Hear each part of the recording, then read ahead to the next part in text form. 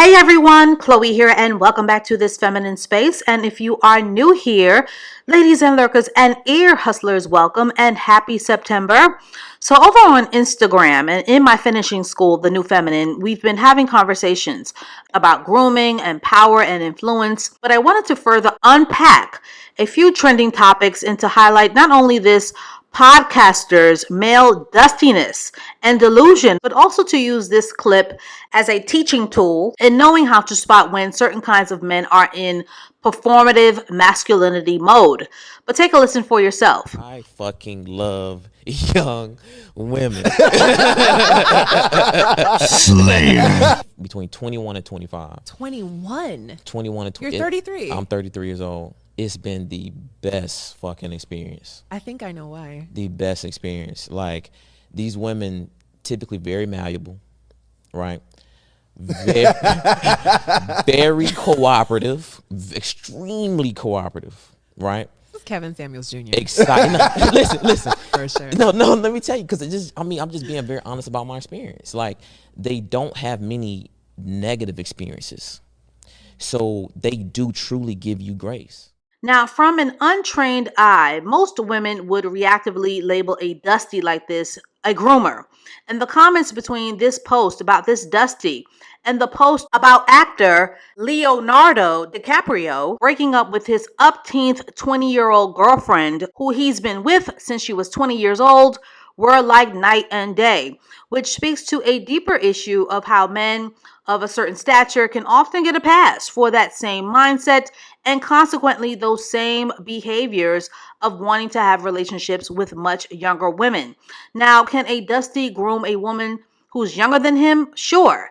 Any man can be successful at duping a woman out of her cookies, which is why you need to subscribe to this channel. But in order for a man to be a high-level groomer and an effective groomer, in my opinion, he would have to have a little bit more to work with in terms of resources and influence, because that is what will often be the bargaining chip that will be used to seduce unsuspecting women or women who lack experience. And I don't really think that a lot of women understand the key nuances between a dusty who is just talking to be talking, a dusty who is talking to hurt your feelings, a dusty who is capping to go viral and lie telling on the mic, or a dusty who has no choice but to take a manipulative path to get his needs met, as all grooming isn't created equal.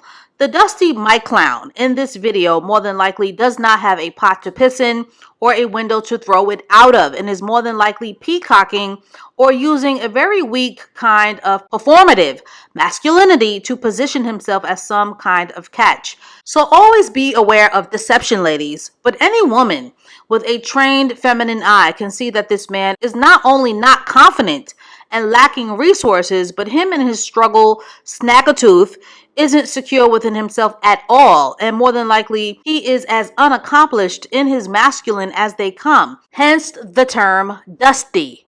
Grooming, in my hypergamous opinion, is when a man basically uses his prestige, his connections, his accomplishments, and his influence to persuade a much younger woman or an inexperienced woman into giving him access of any kind, whether spiritual, mental, or physical.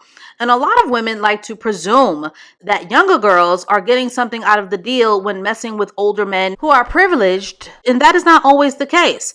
Now, I know that ageism is very triggering for mature women and that no woman likes to be publicly devalued and discarded, but a man saying that he likes younger women doesn't automatically make him a groomer, because at this point, any dusty with a microphone is going to weaponize the older man, younger woman trigger words to get attention for himself in attempts to both injure and to insult the egos of women of a certain age and to make himself appear more desirable. But clearly, not only is this man very unattractive in his masculine, but for the love of God, his side teeth are missing. Ladies, the lesson to learn here is that a dusty will always take the path of least resistance and will always do what is easiest in order to avoid competing at a high level. This is why, as feminine women, we must pay attention to the men who are actually competing in the world of work and creating stability and security, not only for themselves, but for a family legacy. Dragging women for $1 is not securing a legacy. Now, the overall strategic lesson is, of course, to make your anger expensive instead of always being in reactive mode to the echo chamber dusties and the whiny dust buckets who are committed to devaluing you for $1, but who are at the same time not husband material in the least. They should not be even getting a reaction out of you. But unfortunately, too many women will stay committed to arguing and wasting their breath because these low value men are not going to stop buying microphones and you can't make them. Now, moving on, unless you've been living under a rock, everyone has pretty much been adding their 3 cents to this Psychology Today published article entitled The Rise of Lonely Single Men that pretty much speaks to the amount of missing in action men in the dating and marriage marketplace who lack the emotional intelligence and the relationship skill sets that are required to make quality partners and quality husbands. And no surprises here. Women are looking not only for provision, but they are looking for mature men who have emotional intelligence, especially in a marketplace where 95% of women are already providing for themselves. But from a different point of view and from a feminine perspective, and from a critical thinking perspective. Because this article, of course, does not paint the entire picture. But the hornet's nest that this article kicked up is more of a true reflection of a much deeper issue of men and their identities, and is more indicative of how all races of men are now more than ever struggling to create financial security and stability for themselves in an ever-changing and hyper-aggressive and hyper-competitive marketplace. The elephant in the room is that, and this may be very difficult for some women to hear, is that men as a whole are not adapting well to the ever-evolving changes and to the expectations of their masculinity. We are now living in a global marketplace, which in terms is making it very difficult for men to compete or to adapt to compete.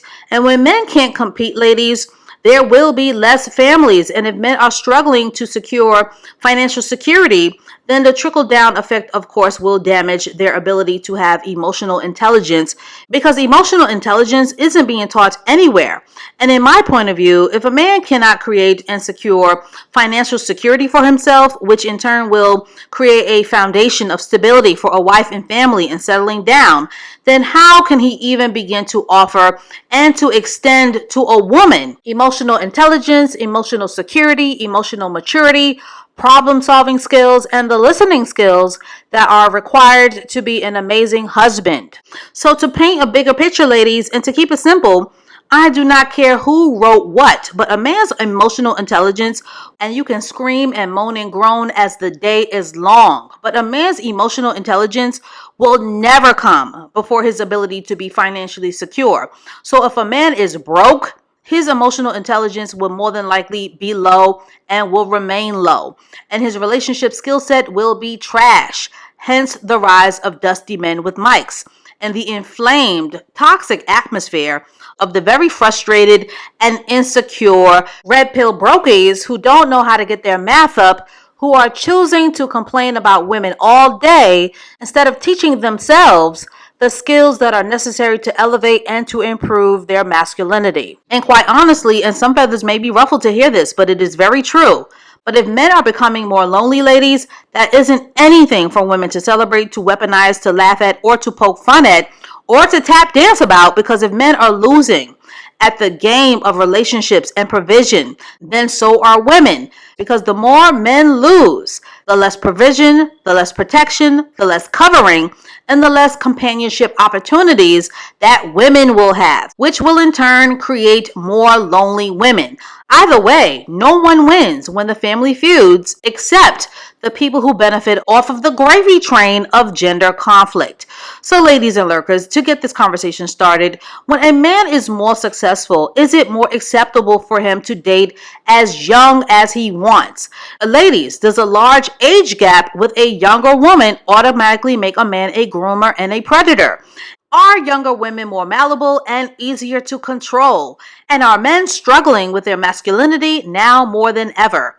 And as always, stay tuned for more very important womanhood discussions to come. And I will catch up with you ladies and lurkers and ear hustlers in the next one.